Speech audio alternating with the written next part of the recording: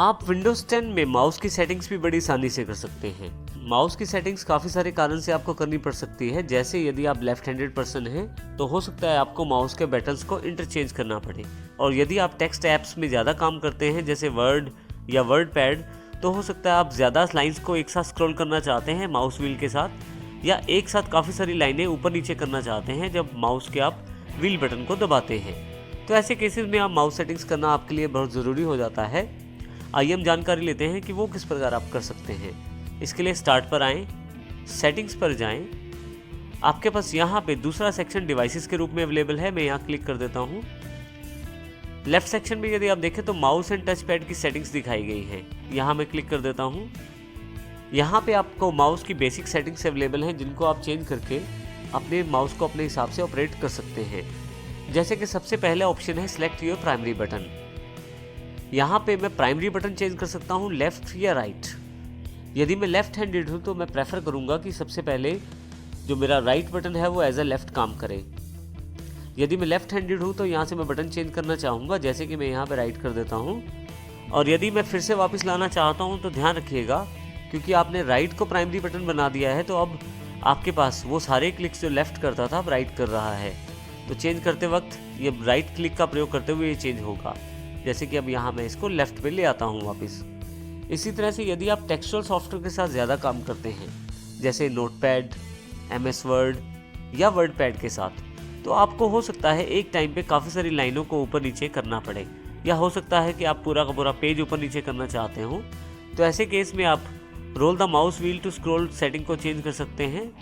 जैसे कि यदि आप पूरा का पूरा पेज ऊपर नीचे करना चाहते हैं तो one screen at a time कर सकते हैं, तो पूरा का पूरा स्क्रीन ऊपर से नीचे चेंज हो जाएगा।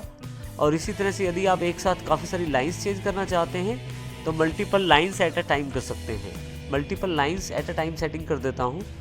इसके साथ ही आप ये भी बता सकते हैं कि माउस स्क्रॉल करते समय कितनी लाइनें स्क्रॉल हों एक साथ। तो उसके लिए आप इस स्लाइडर को लेफ्ट से राइट की तरफ करेंगे तो लाइनों की संख्या बढ़ा सकते हैं। जैसे यहाँ पे 10 लाइनें इस वक्त मेरी सेटिंग्स दिखा रही है, 10 लाइनों को मैं एक साथ स्क्रॉल कर सकता हूँ।